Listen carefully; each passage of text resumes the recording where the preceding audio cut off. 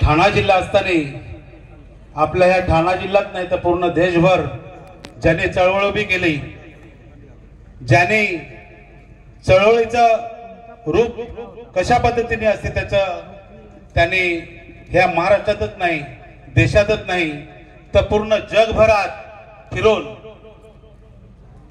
क्रांती घडवली, ते आपले काळूराम काका धोतडे।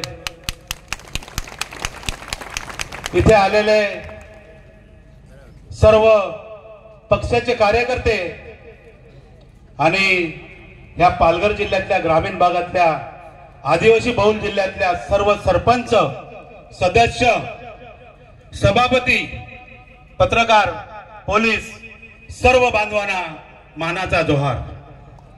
खरं तर आज धनगर हे विषय आहेतच। आता प्रत्येक जण नेते गेलेले आहेत, आमदार, काही खासदार, प्रतिनिधी आपल्या कलेक्टर सोबत बोलायला गेले। आयोजकांनी सांगितलं 2 मिनिटं बोलायचं, ते कलेक्टरशी बोलायला गेले।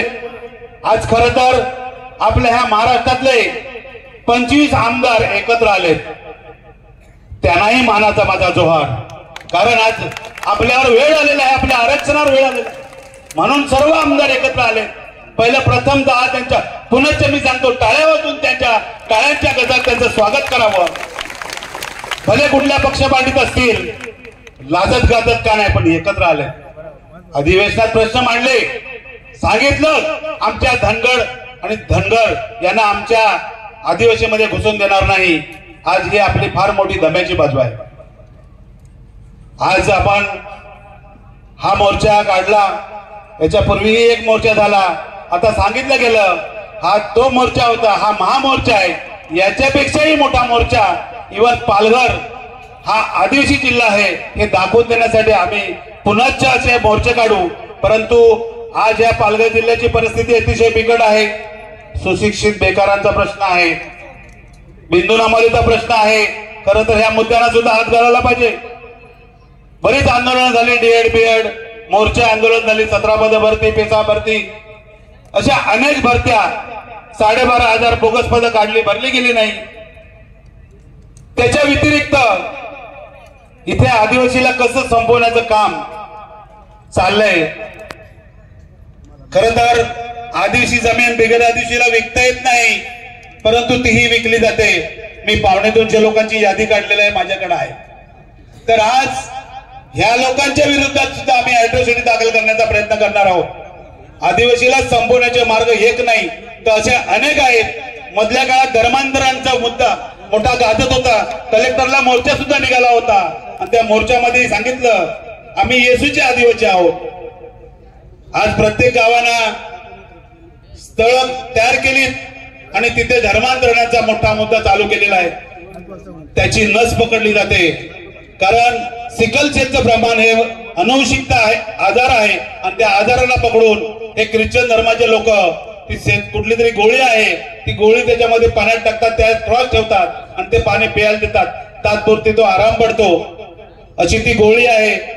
ते गोळीचं मला नाव आठवत नाही, परंतु अशा पद्धतीने आदिवासीला ख्रिश्चन धर्मात कसं आणायचं हे चांगल्या प्रकारे चालते। त्याच्या व्यतिरिक्त काही ना वाईट वाटेल, आमच्या वाड्या तालुक्यामध्ये एक एनजीओ मोठी आहे, 300 एकर जागा त्याने एक मोठं संकुलन उभारलेलं आहे। ते म्हणजे गालतरे इथे इको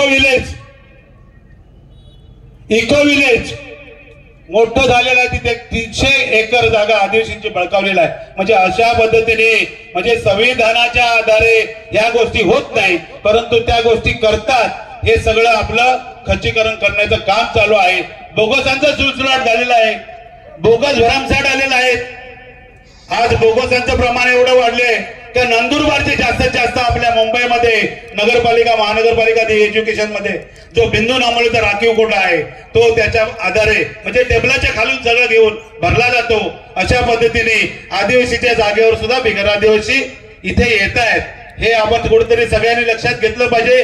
आज महत्वाचा मुद्दा, सर्व पक्षाचे लोक एकत्र आलेत, पण आज आपण आदिवासी म्हणून एकत्र आलोय ही गर्वाची बाब आहे.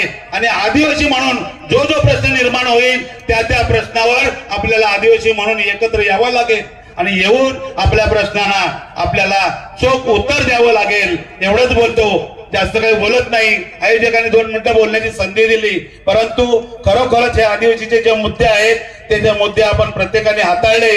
आज आपण पक्ष पार्ट्याच्या माध्यमातून आपण बिखरलं गेलेलो आहे.